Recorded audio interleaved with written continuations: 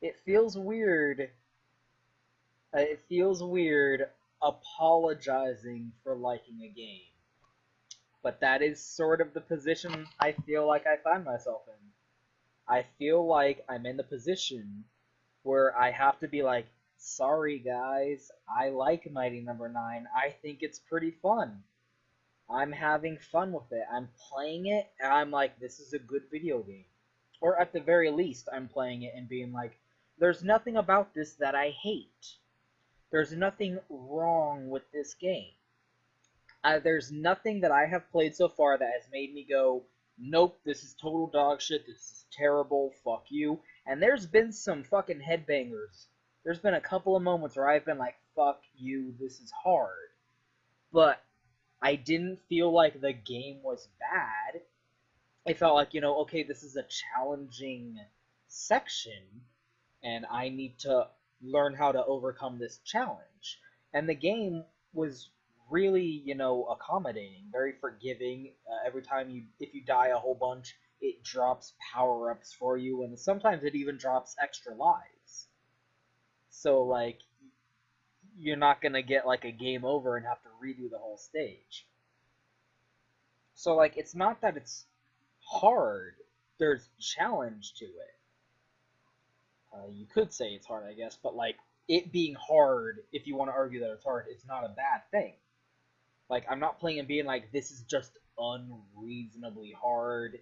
This is poorly designed. Like I'm playing it and I'm like it's not crashing. The frame rate is consistent. I don't know what the FPS actually is, but it's consistent. I'm not getting major frame drops or anything like that. It plays very well. The mechanics are kind of quirky. They take some getting used to. Like, there's still some things about the dash that I was like, oh, well, I didn't know you could do that. And, it's kind of hard to wrap your mind around the implementation of those mechanics.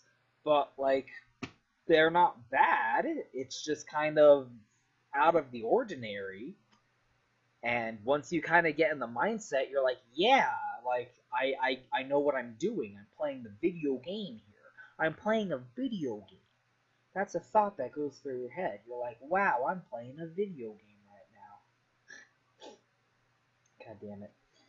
I'm just, I don't know. Like, whatever people are seeing in this game right now, that they're like, oh, this sucks.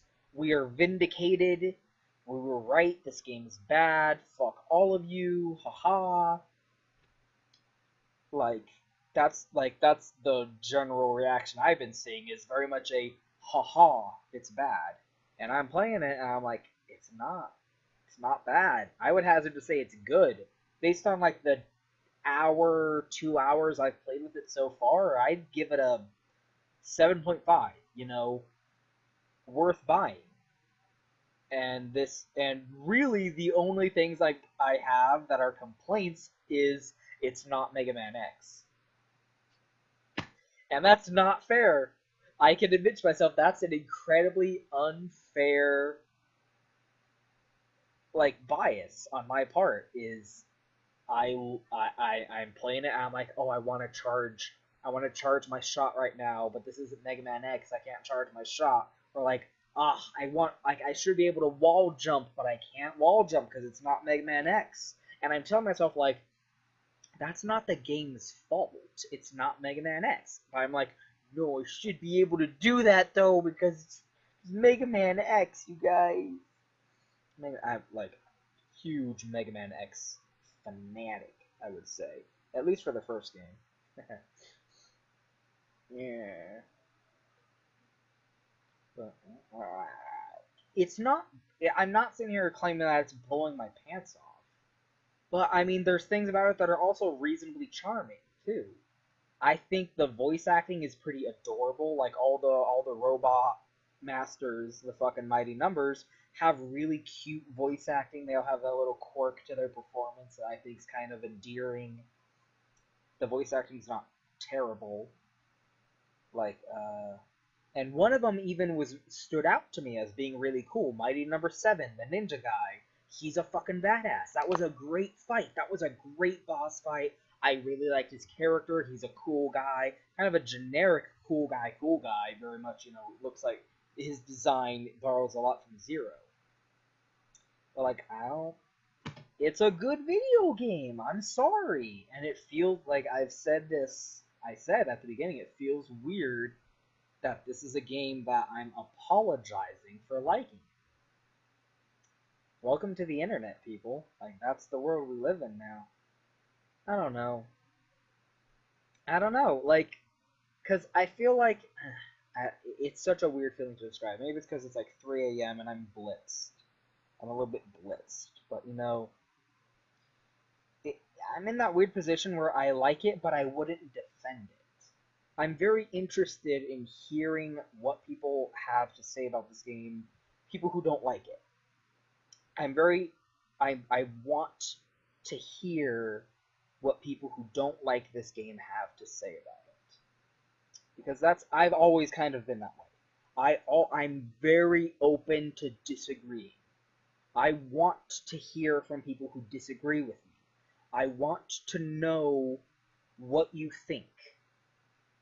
I can be very, it's sort of, I wouldn't say it's a facade, but it's an exaggeration where you're like, oh, you're like, I've been like this, where like, oh, you like this, you're dumb, you're wrong for liking it, or you don't like this, you're wrong, you're dumb, you're like, that's an exaggeration. That's not serious. Seriously, like deep down, I want to engage people who disagree with me. And I want to absorb their fucking outlook. I want to expand my horizons and hear what people who disagree with me have to say. And I want to listen to them and, again, I'm that kind of asshole who, will be like, nah, if you like this, you're dumb, that kind of thing. But, that's not, people who take that seriously are stupid. That's, I'm being 100% serious about that. If you take that kind of stuff seriously, even if they're being serious, if you take it seriously, you're dumb. Just let it, you can't take that kind of stuff seriously.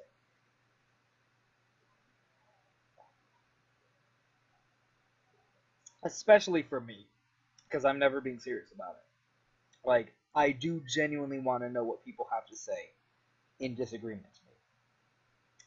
Because I've had those situations. This has happened to me a lot. Where I really like something. I'm like, yeah, this is fun, and then I find out people don't like it, and I'm like, why? And this is it's always gone one of two ways to me. Where I really like something, oh, this person thinks it's bad. I'm like, I want to hear what this person has to say. I want to hear why they think it's bad. And I listen to them, and it either goes, they list the things with it that are bad, that they think are bad, and that they think make it bad, and I'm like, I can't disagree with you about any of those things. It's not that I've ever been convinced to change my mind. When has that ever happened? It's not like I've ever heard someone go, this is bad, and been like, oh, you've enlightened me. It turns out it really is bad, and I was wrong for liking it, and now I will no longer like it because it's not a good thing. And you have shown me the light good time. I mean, come on, that's ludicrous.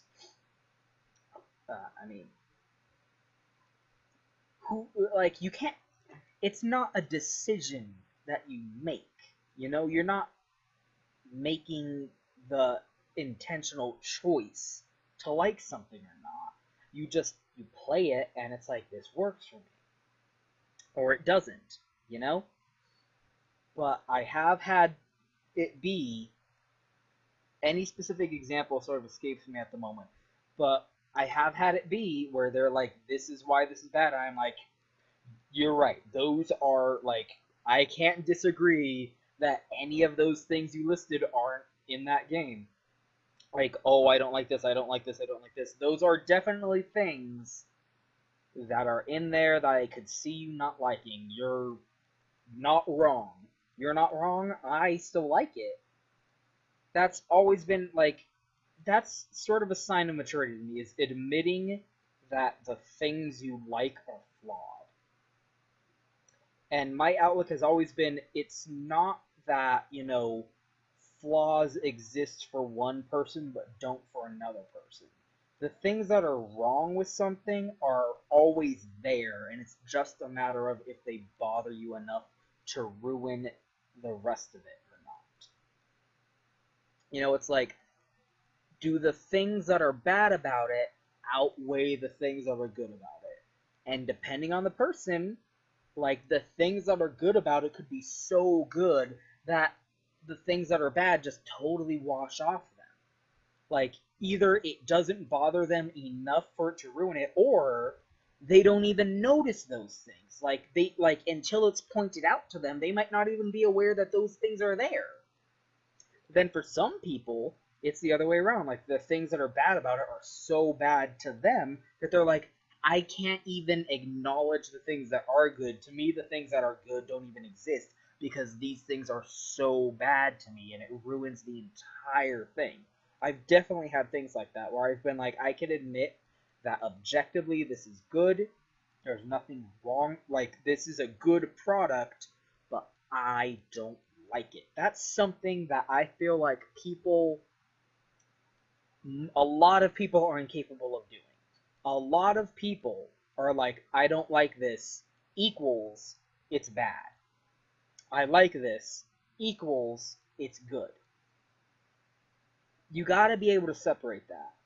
You gotta be able to admit that the things you might like might be bad. You can like them. There's nothing wrong with liking something that's bad. It's sort of like this is a way exaggerated example, but it's sort of like Ed Wood. I fucking love Ed Wood's movies. I think they're masterpieces. They're all dog shit. All of Ed Wood's movies are fucking train wrecks of total garbage, and I fucking love the shit out of them. I think they're so fucking good. You got to be able to admit that it's like, yeah, this is not, and that's a really obvious example where it's like, so bad it's good. That's a thing. But you gotta also be able to admit that, like, Watch Dogs. Watch Dogs is a game that I really like. I really enjoy Watch Dogs. The second one doesn't look like it's gonna be very good, but the first Watch Dogs, I think it's a good game. I like it. I can admit that it's not a good game. Like, it's probably the definition of a 5 out of 10. Completely average, generic, open world sandbox game number 562. Like, I totally get that. I can totally admit that. It's nothing special. It's totally middle of the road. If you hate on it, I totally understand. I really like that game. That's one I ain't apologizing for, because I think it's really good. Subjectivity, that's the thing. And then there's things that I really hate that everyone else likes. Most pertinent example, Overwatch. Not gonna get into that one, but there's always layers to it, and then there's been times where, like, I hear someone say, like, oh, this I don't like this is the reason I think it's bad, and I've been like, you're completely wrong. All of those complaints are invalid, and you're stupid for thinking them. Exaggeration. But, like, Star Fox Zero is the most recent quintessential example of that, is where people have been like, oh, the controls are bad, and oh, it's just Star Fox 64 again, and third complaint. And I'd be like, you are full of shit. It's too short. You're full of shit.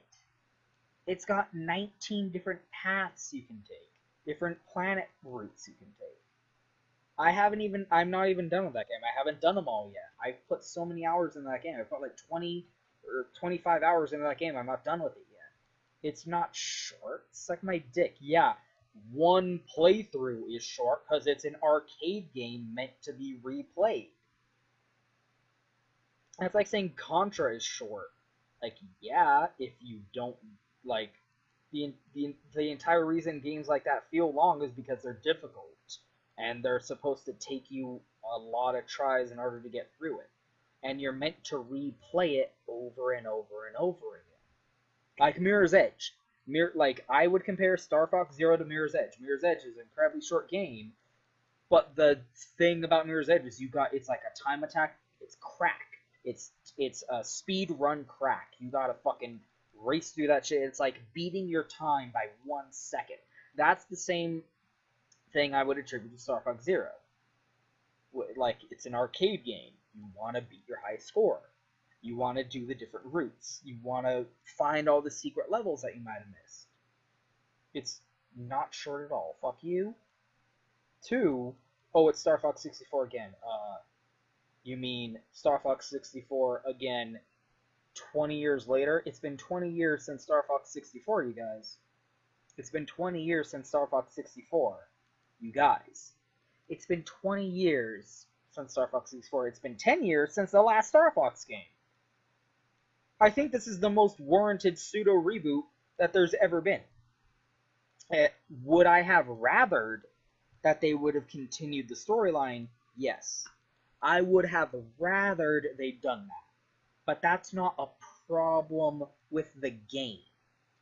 That's not something that is wrong with the game. They decided to do this. I would have preferred if they hadn't. It's still fine. That's not a bad thing that they did that. That's just not what I would have wished they did, but they did it, and it's fine. But, oh, Star Fox 64 3DS. But what was the last Star Fox game released? Star Fox 64 3DS doesn't count. That's like saying, what's the last Star Wars released? Star Wars A New Hope Special Edition. What was the last Zelda game released? Zelda Twilight Princess HD. Zelda Twilight Princess HD was the last Zelda game released. Not Skyward Sword. Wind Waker HD and Twilight Princess HD. That's all Star Fox 64 3DS was. An HD re-release. An inferior one, by the way. It's not an entirely new game. It doesn't count. Fuck. Put your penis inside a dick and fuck it, because you're stupid. For saying it's Star Fox 64 again. There was Star Fox on the SNES, and then Star Fox 64 was kind of sort of a remake of Star Fox on the SNES, incorporating things from the unused Star Fox 2.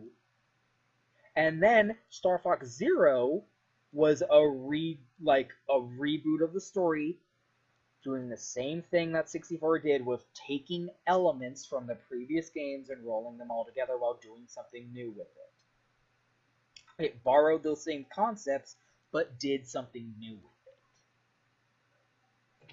Like, oh, it's Star Fox 64 again. Fuck you. After 20 years, yeah, again. Again, 20 years later. Again. There's kids alive right now who have never played a Star Fox game. Do you realize that? They play Super Smash Bros. And they think, who the fuck is Fox McCloud? What's he from? They've never played a Star Fox game before. There are kids who were born 10 years ago and have never played a Star Fox game. Because that's when the last Star Fox games came out, kids. 10 years ago. There hasn't been a new Star Fox in 10 years. It's fine. They can do Star Fox 64 again. If that was even a valid complaint in the first place, which it isn't, because it's not. But it's, even for the sake of argument, let's say they're just doing Star Fox 64 again. Fine! It's been 20 years! Okay, go ahead. Jesus. I don't see the problem with that. And the controls. If you think the controls are bad, it's not the controls. It's you. You're just bad at the game. There's nothing wrong with the game. You're just bad at it. Suck my fucking dick. So, there's been, that's, you know, those are the two ways it can go. Where I hear people complain about something and I'm like, you're totally wrong. Those complaints are invalid. That's where it comes down to, it's like, if those are the reasons you don't like it, I can accept them. I don't like the controls. I don't like that it's Star Fox 64 again. I don't like how short it is. If those are things you don't like, I can't argue with that. That's personal preference. I get that. You don't like the game. I'm not gonna rant and rave. You don't like it. I can't tell you your opinion is wrong. That's your opinion. Okay, you don't like the game. I hope you play a game that you do like. I'm being sincere here. If you don't like it, I'm not gonna force you to try and like it. But when you say it's bad, no, you just don't like it. There's a distinction. There's a distinction between I don't like this and it's bad. Star Fox Zero is not bad. You just don't like it. And I'm okay with that. But don't say it's bad, because it's not. And I will argue with you about that, because it's not bad. Because I can fucking detach the objective from the subjective. And most people can't, apparently. It's very frustrating, a little bit. But anyway. I'm still always hungry for those alternate opinions. I want to hear why you don't like what I like. I want to hear why you like what I do not like. I want to expand my horizons, you know? The world ends with you. Spread out those horizons as far as they can go. Like, expand your world.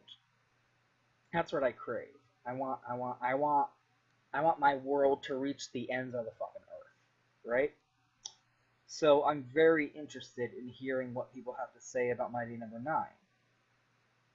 Because, like I said, like, if you're watching that video and you're going, like, how can you like this? You're crazy for thinking this is good. I want to hear why. I want you to tell me what you're seeing on screen that you think is just pure garbage, like this game is unredeemable, unrepentable, this is total crap. Because I've, like,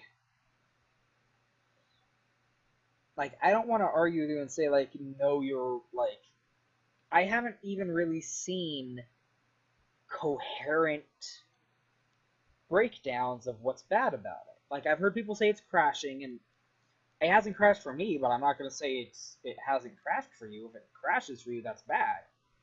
I've heard people say performance issues. I haven't experienced those, but I'm not going to tell you that those are incapable of happening, but I haven't dealt with them. You would say the controls are bad. I think they're okay.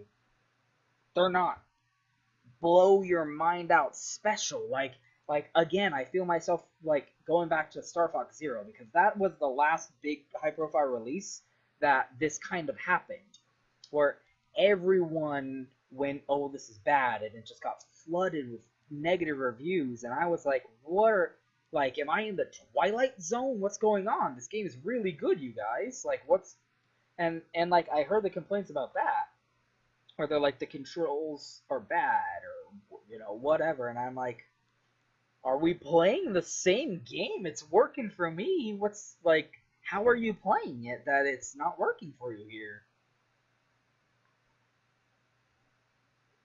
I mean, at least with the motion controls thing, you have that element of, like, I just can't do this. So, some people can't do that, and I get that.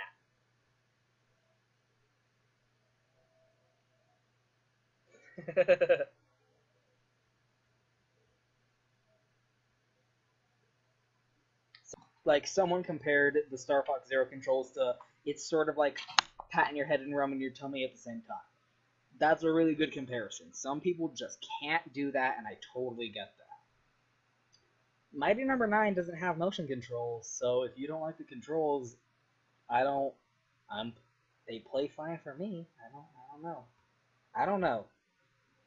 Like, and this is just like, I feel weirdly guilty about defending this game. I don't understand why I feel this way, but I feel weirdly guilty about defending this game.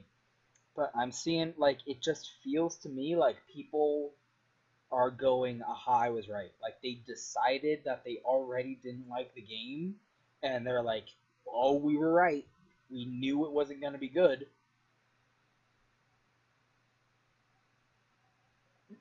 Like, just without a reason. Like, they had already decided the game would be bad, and thus, of course it's bad. We had already come to that conclusion before it even came out. Of course, now that it's out, it's bad, because we decided it would be bad. I mean, maybe that's patronizing. Maybe that's, condescending, but that's sort of what the vibe I've been getting so far is. I haven't heard a lot of coherent, oh, this flaw, this flaw, this flaw. I've just been seeing people go, haha, it's bad. I don't know. I'm looking forward to the coming week when they're like coherent, like intellectual breakdowns start coming out. On the bright side, I guess this is preferable to like it's kind of hard to talk about Mighty Number 9 without talking about like the disastrous campaign up to this point, the mishandling, and of course, it's hard to talk about Mighty Number 9 and be part of Gamergate without acknowledging the Dina situation. And part of me feels like the negative reviews we're seeing towards this game are the result of Dina being fired. People felt that way about negative reviews towards Star Fox Zero when Allison Rapp got fired, too. And that seems founded to me, even though people also shit on that game. This game is also weirdly different because, like, everyone kind of wanted this game to be bad, so they saw the journalists giving the game poor reviews, and when confirmation bias, hey look, the journalists are saying it's bad, that means it's bad, and I'm sitting there like, aren't they unethical scumbags, though? Aren't they shitty hipster casuals who are bad at video games? I thought that if they hated a game, that was a good sign of it actually meaning it's pretty good. What happened to that? Well, what happened is we already decided the game was going to be bad back when the journalists were defending it because Dina worked there. And any complaint or criticism about the game got swept away as sexism. Anytime anyone had anything bad to say about Mighty Number 9, oh, you're just sexist. You're a sexist piss baby fanboy mad that girls are taking your toys away. As if admitting that you want to take people's toys away makes you a good person, by the way. Like, yeah, we're mad you're taking our toys away. Are you admitting to that being what you want, what you're doing? You're fessing up to the fact that that is what you're doing? This makes us the bad guy? What? Like, being mad? What? Anyway, different discussion for a different day. I feel like a lot of that early ill will towards Mighty Number 9 came from the Dina situation, and journalists sided with Dina, saying, LOL, fuck you sexist man babies. And then, Dina got fired. And I feel like, now journalists don't have a reason to defend the game. They don't have that ammunition of going, oh, you're just sexist for not liking it. So then they can go, okay, we can either A, look at this game not having to pretend to like it because our friend works there, or let's punish them for firing our friend. And people aren't, coming to that conclusion because they had already decided the game was going to be bad, so they're not looking at it with the same scrutiny that they would otherwise. They're just saying, aha, the journalists don't like it, confirmation bias, we already decided we didn't like it because the journalists were defending it, calling it sexist whenever we said anything bad about it. But now they're saying that it's bad, and that means we were right. When, I don't know. I feel like, part of me feels like, if Dina hadn't been fired, we would not have seen these negative reviews. If Dina was still working at Concept right now, I feel like the reviews for Mighty Number 9 would be very different. And that might be conspiracy theory. That might be tinfoil hat wearing. But that's how I feel. That if Dina was still working there, You'd have your Jim Sterlings and your fucking Aaron Hansons. Oh, I'm very interested in hearing what Aaron Hansen has to say about this game. He's in it. And your Aaron Hanson's going, oh, these piss baby fanboys mad that this game isn't exactly like their old Mega Man games, and they're sexists. That's what I feel like the narrative journalists would be crafting would be. But Dina's not there anymore, so I don't know. Food for thought. Food for thought. If I had a alternate reality lens to look into the alternate multiverse, I'd be very interested in seeing what the journalist reception to this game would be if Dina was still working there. I don't know. I don't know. I encourage people to look at this game with an open mind, putting aside the shitty campaign, putting aside the mismanagement of the company, putting aside the community manager mismanaging the community, putting aside the promotional material from fucking Deep Silver, who are idiots. And just look at the game as if you've never heard of it before. Probably unfair, probably too much to ask, but just look at the game like, okay, what is this new little $20 downloadable title? It's only $20. It lived up to my expectations, guys. I expected it to be what it is, and it is what I expected it to be. It's only $20, and that's not to say, like, oh, $20 games are low quality. I'm saying, if it was a $60 release, yeah, I'd be disappointed. I'd be pissed off. But it's not a $60 release. It's $20. I mean, you can dismiss that as an excuse if you want, but it's a different set of standards. Like, I have heard people saying, like, oh, the animation and the graphics are bad. Like, I don't know. Anyway, holy shit, rambling along the town. Anyway, oh my god, what am I even saying? How much of this will I cut out? Any? None?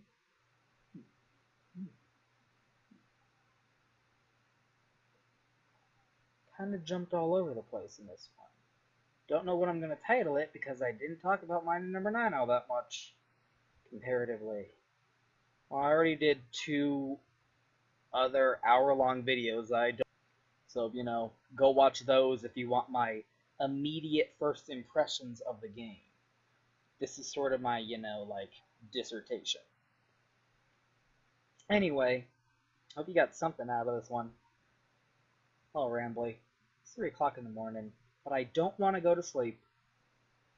I'm tired as fuck, but I don't want to sleep. Ain't that a bitch?